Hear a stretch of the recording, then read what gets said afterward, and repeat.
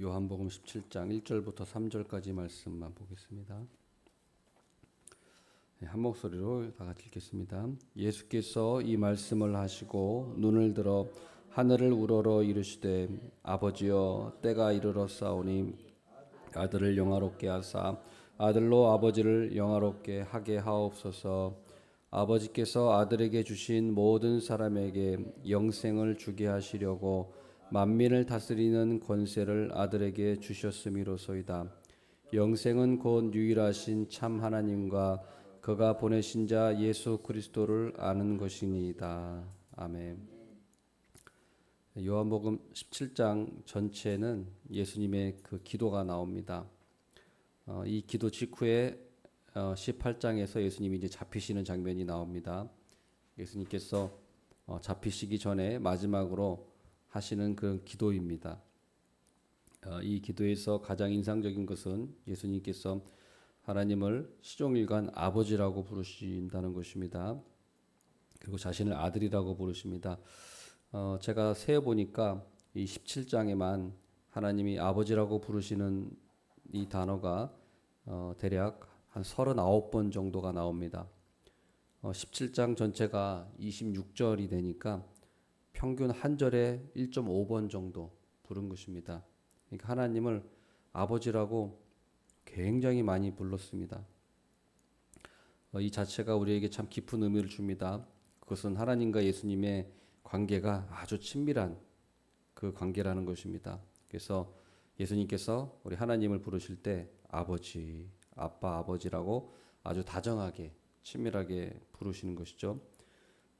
저도 자식을 키우지만 자식이 아빠하고 부를 때 참 기분이 좋고 행복합니다.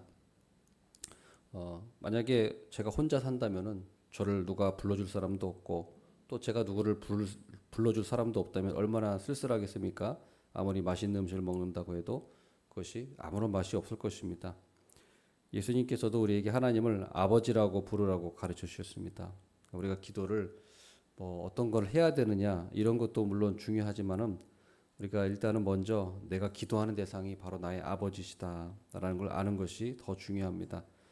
기도를 잘 못해도 또 기도의 제목을 잘 몰라도 발음이 어눌해도 또 기도가 앞뒤가 좀 맞지 않아도 괜찮습니다. 하나님이 나의 아버지시다라는 사실을 믿는 그 믿음으로 기도한다면은 우리 하나님께서 그걸 들어주시고 가장 기뻐하시는 줄 믿습니다.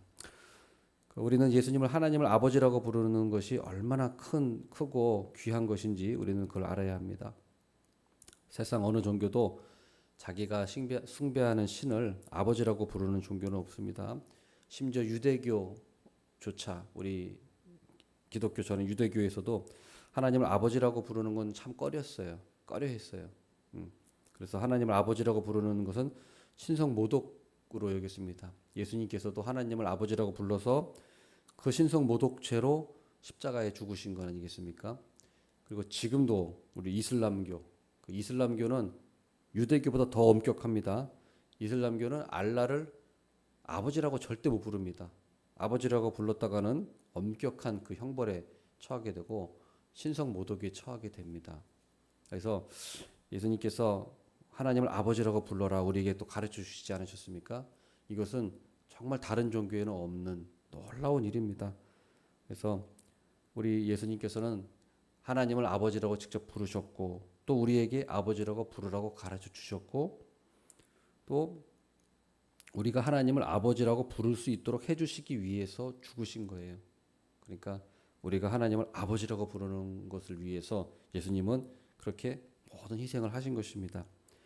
그래서 17장 전체에서 보면은 결국 예수님의 기도는 결국 우리를 위한 기도입니다. 우리를 위한 기도인데 핵심은 이제 11절 말씀 보면은 그 마지막 쪽에 보면은 그들을 보전하사 이런 말씀이 있어요. 그들을 보전하사. 그래서 결국 우리 예수님께서 우리를 위해서 기도해 주셨는데 핵심은 우리를 보전해 달라고 하나님께 기도한 거예요. 하나님께서 우리들을 위해서 기도하셨는데 보전해 달라고 기도했습니다. 보전해 달라는 것은 보호하고 지켜 달라는 거예요. 우리들을 예수님께서 중보 기도해 주신 겁니다. 예수님께서는 마지막으로 우리를 중보 기도해 주셨어요. 우리를 지켜주시고 보호해 주십시오. 그러면 어떤 방식으로 우리를 보존해 주시라고 기도했는지 5가지가 나오는데 간단하게만 말씀드리겠습니다. 첫 번째로는 우리가 주님 안에 있게 해달라고 기도해 주신 겁니다. 너무 복잡하니까 다 찾아볼 수 없지만 11절 그 하반절에 그 부분이 나와 있습니다. 우리와 같이 그들도 하나가 되게 해달라고 기도했는데 우리와 같이 그들도 하나가 되게 해달라는 말이 무슨 말씀이냐면 쉽게 말해서 예수님이 하나님과 하나인 것처럼 우리도 예수님과 하나가 되게 해달라는 거예요. 연합하게 해달라는 거예요. 연합. 그러니까 우리가 주님 안에 예수님과 하나님 안에 우리가 있게 해달라고 연합하게 해달라고 기도해 주신 것입니다. 21절에도 그렇게 나오는데 이것은 성취가 됐습니다. 우리 성령님께서 성령 강림하심으로 예수님께서 하늘로 올라가시고 성령님을 이 땅에 보내주셨습니다. 그래서 그 성령님이 우리 안에 계시죠. 그래서 그게 성취됐어요. 예수님의 기도대로. 그래서 성령님이 우리 안에 계신다는 것은 결국에는 예수님이 우리 안에 계신다는 것이고 하나님이 우리 안에 계신다는 거죠. 그래서 이렇게 하나가 된 거, 연합된 거.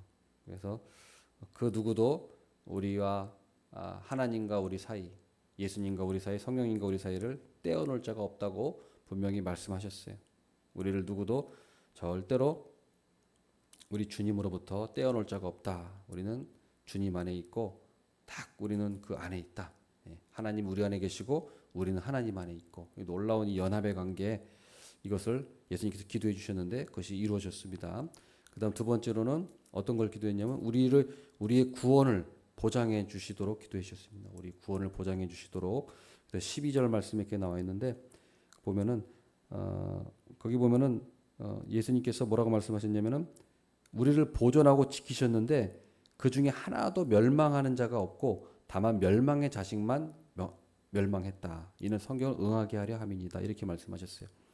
그러니까 우리가 구원할 자 하나님이 다 구원해 주셨다는 거예요. 멸망하는 사람은 멸망할 자들만 멸망했다는 것입니다. 쉽게 말해서 예수님께서 우리 구원을 보장해 주신다는 거예요. 그렇기 때문에 우리가 구원을 잃을까봐 취소될까봐 전전긍긍하고 두려워할 필요가 없다는 것입니다. 지금의 그 많은 그 이단들의 특징은 뭐냐면 바로 이 구원론의 문제가 있어요. 이단의 특징이 왜 이단이냐? 우리의 구원이 취소될 수 있다고 자꾸 가르쳐요.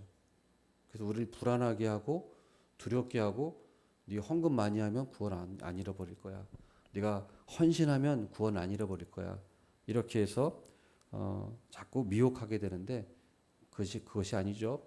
우리가 헌신하고 헌금하고 하나님께 우리가 섬기는 것은 구원받았기 때문에 하는 것이지 구원받기 위해서 하는 것은 절대 아닙니다.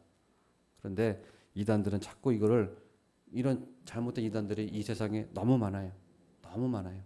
우리가 이게 넘어가면 안 됩니다. 근데 이것을 몰라서 사람들이 자꾸 이단에 넘어가는 사람들이 너무도 많습니다. 안타깝죠. 우리 이것을 분명히 알아야 됩니다. 그다음 세 번째로 악에 빠지지 않도록 보존해 달라고 기도해 주셨어요. 악에 빠지지 않도록 15절 말씀에 나옵니다. 15절 말씀에 내가 비옵는 것은 그들을 세상에서 데려가시기를 위함이 아니요 다만 악에 빠지지 않게 보존하시기를 위함이니이다.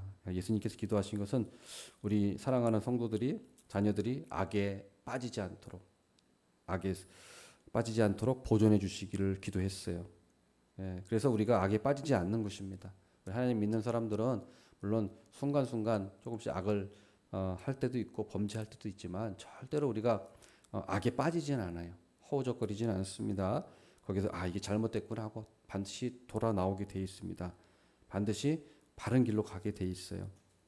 그래서 그것은 바로 우리 예수님의 기도, 예수님께서 우리를 위해서 지금도 기도하시기 때문에 이렇게 우리가 가능한 것입니다. 그다음 네 번째로 진리로 거룩하게 해달라고 기도하셨습니다. 이제 17절 말씀에 나오는데 보면은 그들을 진리로 거룩하게 하옵소서. 아버지의 말씀은 진리니이다. 그들을 진리로 거룩하게 하옵소서. 우리가 진리 가운데 우리가 갈 수 있도록 진리 가운데 머물 수 있도록 인도해 주십니다. 우리 믿는 사람도 잠시 잘못된 사상에 빠질 수도 있어요. 잠시 잘못된 사상에 우리가 미혹될 수도 있습니다. 심지어 이단에 빠졌다가 나올 수도 있어요. 예, 그럴 수 있습니다. 그러나 결국에는 진리로 인도함 받는다는 거예요. 결국에는 진리로 나오게 되어 있습니다. 하나님이 선택한 자, 하나님의 자녀들은 반드시 진리로 인도됩니다.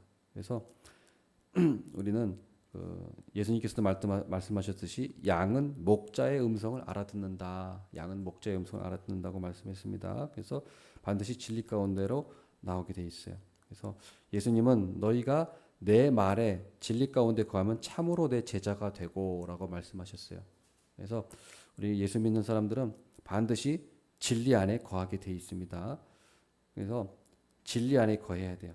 진리를 바르게 분별하지 못하면서 그냥 내가 제자 훈련 몇 개월 받았지. 내가 제자 훈련 몇 개월 수료했어. 진리를 바르게 분별하는 게 더 중요합니다. 제자 훈련 했다는 게 중요한 게 아니고 제자 훈련 뭘 했던 게 중요한 게 아닙니다.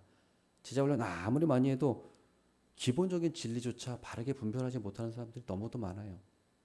그게 중요한 게 아니고 그냥 제자 훈련 해가지고 빈칸 채우기 몇 개 하고 초등학교 수준의 그런 걸 하라는 게 아니고 진리가 무엇인지 바르게 가르치고 배우라는 것입니다. 그게 바른 것이지 제자 훈련 몇 개월 했다고 제자가 됐다는 건 그건 코미디입니다. 코미디. 그다음 마지막으로 5번째 예수님께서는 하나님의 사랑이 우리 안에 있기를 위해서 기도해 주셨어요. 하나님의 사랑이 우리 안에 있다는 것을 알기를 위해서 기도해 주셨습니다. 23절 보면은 그 마지막 부분 좀 기니까 23절 마지막 부분에 보면은 그들도 사랑하신 것을 세상으로 알게 하려 함이로소이다. 예수님께서 하나님이 우리를 사랑하신다는 것을 좀 알았으면 좋겠다라고 기도하신 거예요. 그러니까 그걸 우리가 알아야겠죠. 하나님이 우리를 사랑하신다는 것을 우리가 알기를 위해서 기도하셨습니다. 그래서 우리는 그걸 꼭 알아야 돼요. 하나님이 우리를 사랑하시는구나. 이 세상의 창조주가 내 아버지시고 나를 사랑하신다. 이것을 우리가 꼭 알아야 됩니다. 이 세상이 전부가 아닙니다. 이 세상에 우리가 외롭게 혼자 떨어진 존재가 아니에요.